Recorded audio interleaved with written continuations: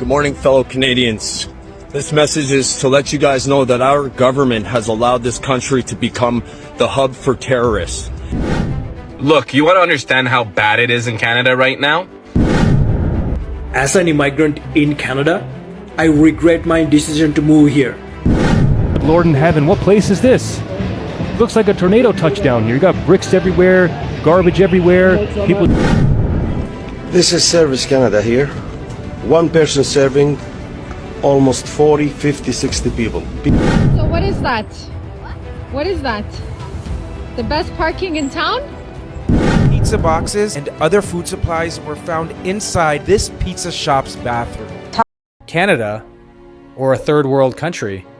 That sounds extreme, right? But look around for a second. Crime is rising. People don't feel safe anymore. Basic customer service feels broken. Streets in major cities? Some are filled with trash like no one's in charge. And somehow, we're being told everything is fine. So the real question is, are things actually okay? Or are we just being told they are? This channel is about real conversations. What people are actually seeing, feeling, and experiencing across Canada. No filters, no sugarcoating. This isn't about one problem, it's a pattern. You walk into a store, service feels careless, you step outside, safety feels uncertain. You look around, cleanliness isn't what it used to be. Individually, these feel small, but together, they paint a very different picture of everyday life in Canada. And when basic things like safety, cleanliness, and service start slipping, people start asking hard questions. If you've noticed these changes too, hit like, subscribe, and stay with me, because we need to talk about this. Lord in heaven, what place is this? Looks like a tornado touchdown here. You got bricks everywhere, garbage everywhere, people just sitting on the side of the street. I bet this smells like rat piss and horse manure. It is absolutely disgusting. I cannot believe that there are governments out there that their cities are some of the most populated places with so much potential for prosperity, yet they refuse to do the basics. They refuse to keep it clean. They refuse to make it look presentable. And it looks like a third world country, if you ask me. But you guys let me know in the comment section below. Do you know where this is? And how do you feel about Western civilization looking like this?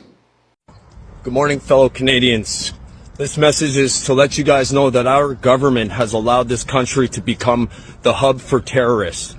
They've allowed it to flood our country with third world people who do not share our values, and for the last 2 to 3 years have been wreaking havoc in our communities, in our streets. We have 700 IRGC members roaming around our country freely to do whatever they please, to plot whatever they want to do. At the end of the day, this is a reminder to Canadians and my fellow patriots that on April 18th, Canada First will be returning to the streets of Toronto at the U.S. consulate, 1 p.m. sharp. We are coming together. No, I know the left likes to paint this movement as a racist movement. That's not what we are. For me, it's not about race it's about character. It's about shared values.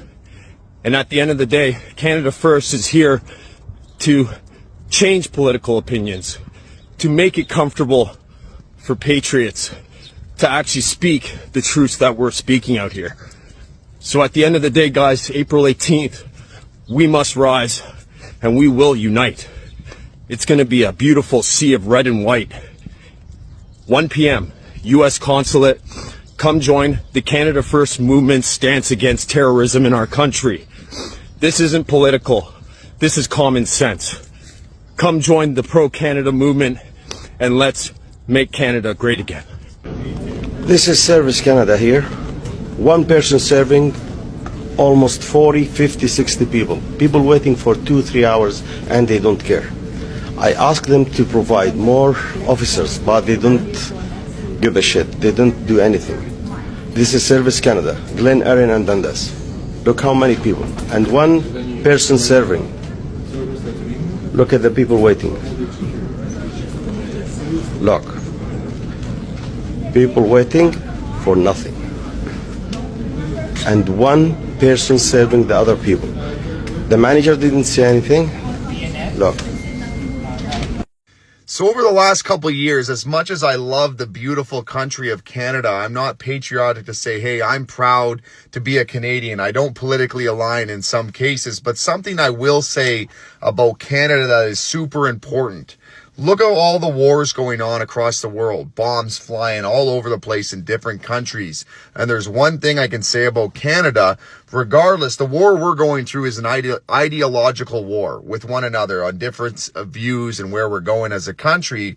But the one thing with Canada that still stands true is that we are a great safe ground. We are a safe ground, so I'm grateful for that in the sense that, hey, we could be in places like Dubai, beautiful place, but, you know, they're in the firing round. So it's nice to be in Canada in that sense, that Canada will always be that safe ground for so many things. We're not going to have to run into problems like that because our country is kind of neutral in that sense. So that's my thoughts. So what is that? What is that? The best parking in town?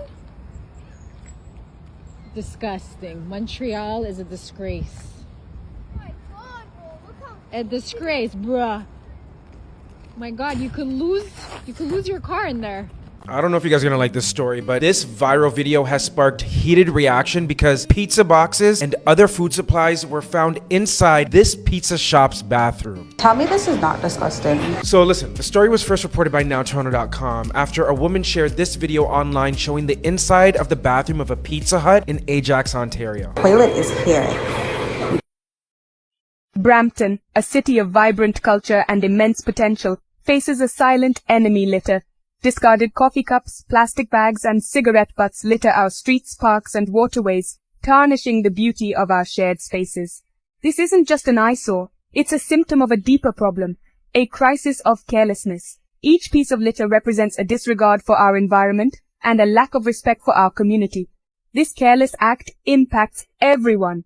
The consequences are far-reaching. Litter harms wildlife, pollutes our water sources, and poses risks to human health. The plastic we discard today will remain in the environment for generations, slowly breaking down into microplastics that infiltrate our food chain. Beyond the environmental impact, litter also has profound social consequences. It fosters a sense of apathy and neglect, diminishing our collective pride and sense of community. We are at a crossroads. We can continue down a path of indifference, allowing litter to choke the beauty and spirit of our city. Or we can choose a different path, one paved with kindness and compassion, a path where we see litter not as an insurmountable problem but as an opportunity to make a difference. The choice is ours.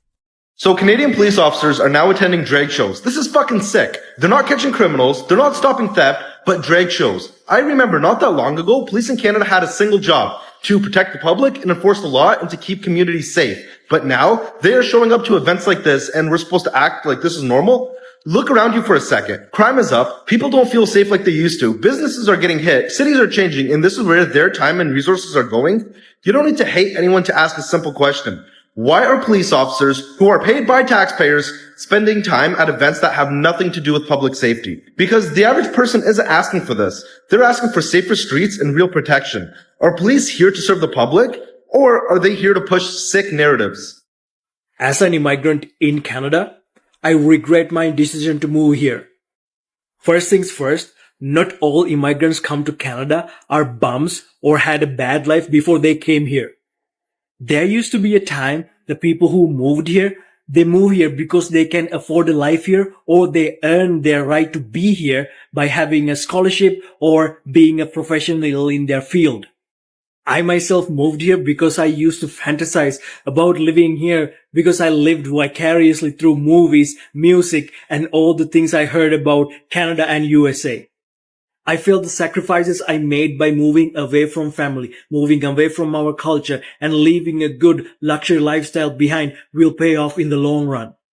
Because my home country of Sri Lanka, there was a lot of political corruption. Sri Lanka also had an outdated education system, subpar infrastructure, and a very bad justice and law system. And those things were trending in the wrong way when we moved here 15 years ago. So paying the sky-high taxes in Canada felt like a fair trade-off because those infrastructures and systems were better here. But that dream of living in a good country has turned into a nightmare here in Canada. Corruption has engulfed the political and the law system here. The infrastructure is failing, and we have education system that is poisoning the young minds. People can't find jobs while being qualified. People taking on debt to buy groceries, and we are taxed to death. And all that money the government collects, they send it away to other countries for political posturing and pandering. And you can't even leave Canada freely because there's a departure tax as a final fuck you from the federal government. People here in Canada aren't free. They have become a modern day slave to a system that is so corrupt and so delusional that we are paying the price. So if you are someone who's trying to immigrate to Canada, I would say one thing: don't do it. Look, you want to understand how bad it is in Canada right now? Take a load of this. Now, I'm just a pizza store owner along with my brother, and we had people working as delivery drivers on our Friday shift like usual. Busy time of the week, the busiest time of the week. We get a normal phone call, normal delivery call. Hey, can you drop off a pizza at so-and-so address and call upon arrival? No problem. So my driver gets to the location and realizes that the house number doesn't exist. He's at the end of a street, so he gets out of his car, goes knocks on the last door of the street. Maybe it was an honest mistake. While he's knocking on the door and the owner comes out to tell him that's not his pizza, a group of masked men come out of the bushes across the street, hop onto his car, drive off, and around the corner is the exit to the the entrance to the highway. And from there, he was gone. My driver calls the store, said, man, my car just got stolen. We're like, what the fuck, man? This is 7 o'clock on a Friday. Your car just got stolen? We go pick him up from his location. We come back to the store. We call the cops. What happens? The cops don't even show up. They take a phone interview with him, tell him, oh, sorry, we'll figure it out, blah, blah, blah. My brother, the Good Samaritan, goes out driving around the area. He ends up finding the guy's phone because a lady picked it up because she almost got hit by the car while they were on the getaway.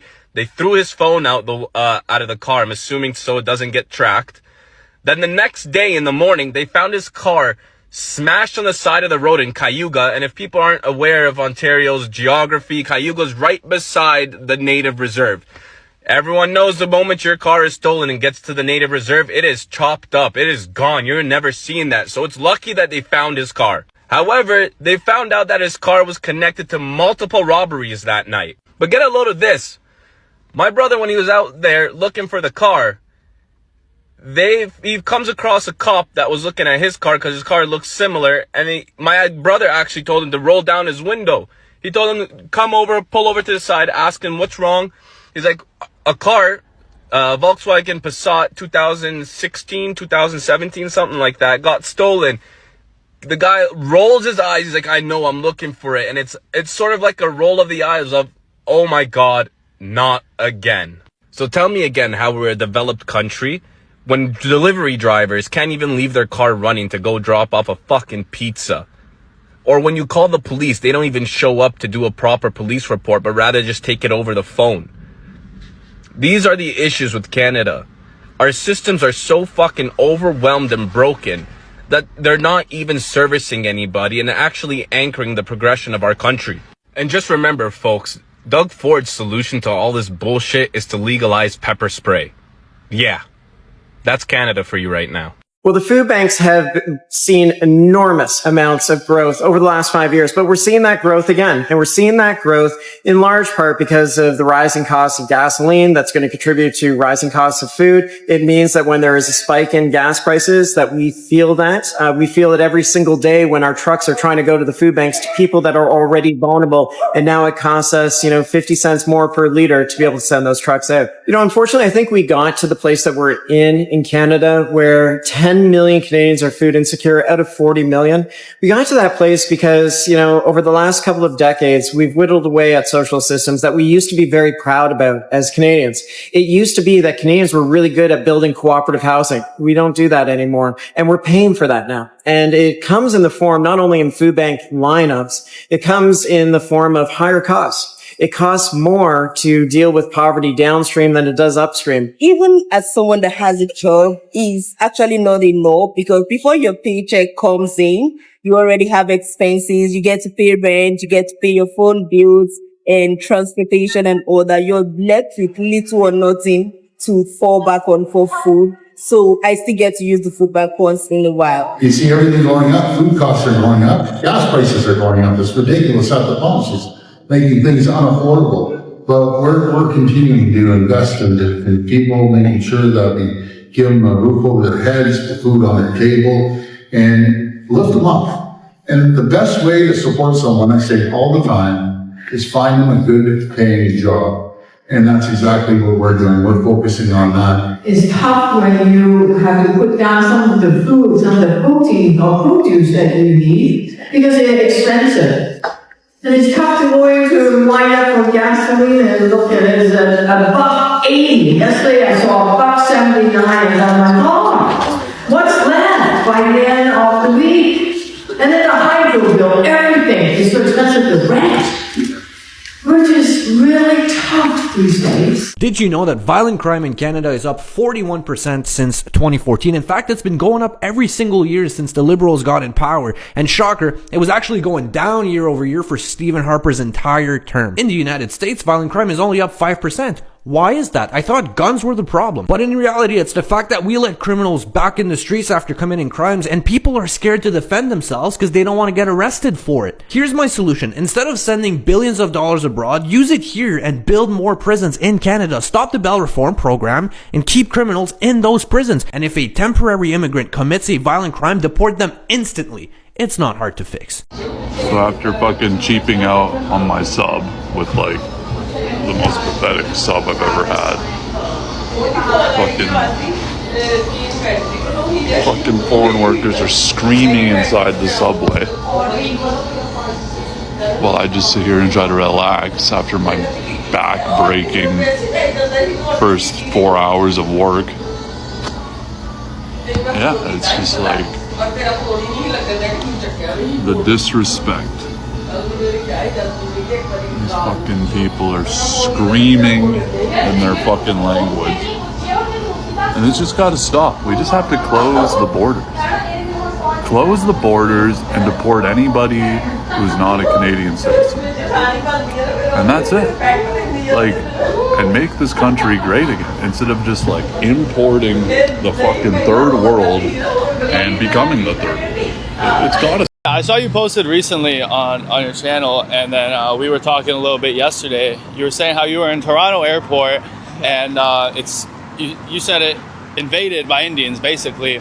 Yeah. And you said a lot of these Indians couldn't even speak English. Did you finally see why this could be a problem, importing the third world? Yeah, so I'm not racist, but that day was definitely the most racist I've ever felt, because I lost my passport. I was freaking out. I was like scared. I was like, yo, I need my passport to go to freaking Miami or New York or whatever. And I was asking around, and all the workers like barely spoke a lick of English. And that right there was like damn, like you're gonna be working in the Toronto airport and you don't know how to communicate with people. Like, what if people have questions for you and you don't even understand what they're saying? So I think. But what if they're hardworking? Well, they're not hardworking if they're not hardworking enough to learn English. Yeah, but what if they work hard? They just might not be the brightest in the room. They can't learn English. Well, Should we exclude them? I feel like it's not that hard to learn English if you really just lock in and like work. That's kind of racist. How? That's not racist at all. That's not racist at all. I think that if they know Hindu? I think that they should absolutely be allowed in the country, but they should also learn how to. They should be allowed in the country if they don't know English. Would you consider those Indians Canadians? Yeah, I would. The ones that don't speak English? I would consider them to be Canadians. I just think that they have to integrate better. Did you feel like you were in Canada? Not in that day. Not that day. I'm not gonna lie. That day, I felt like I was in the Twilight Zone, bro. Let's be honest. This isn't just frustration. This is a shift. Main point with deeper breakdown. For years, Canada was known for something simple.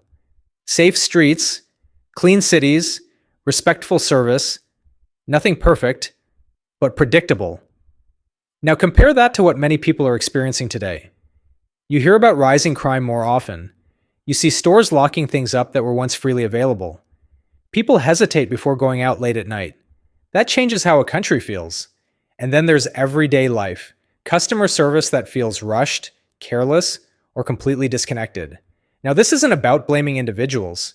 It's about a system that feels stretched, pressured, and sometimes disconnected from reality. Because when people are overworked, under pressure, and dealing with rising costs, everything starts slipping. Even something as basic as cleanliness. In some cities, garbage piling up, public spaces not maintained, these aren't just visual problems, they send a message. They signal that basic standards aren't being prioritized the way they should be. And here's where it gets deeper. When people raise these concerns, they're often told, it's not that bad. It's temporary. It's just global issues. But when everyday experiences don't match those explanations, trust starts to break. That's where frustration turns into something bigger. This channel isn't here to complain. It's here to question patterns that don't make sense. Because ignoring problems doesn't fix them. Talking about them might. Canada isn't a third world country, but the real concern is this: why are some parts of daily life starting to feel like they're slipping in that direction? And more importantly, who's taking responsibility to fix it? Because people don't expect perfection, but they do expect progress. So I want to hear from you. What changes have you noticed in your city? Safety? Cleanliness? Daily life? Drop your experience in the comments.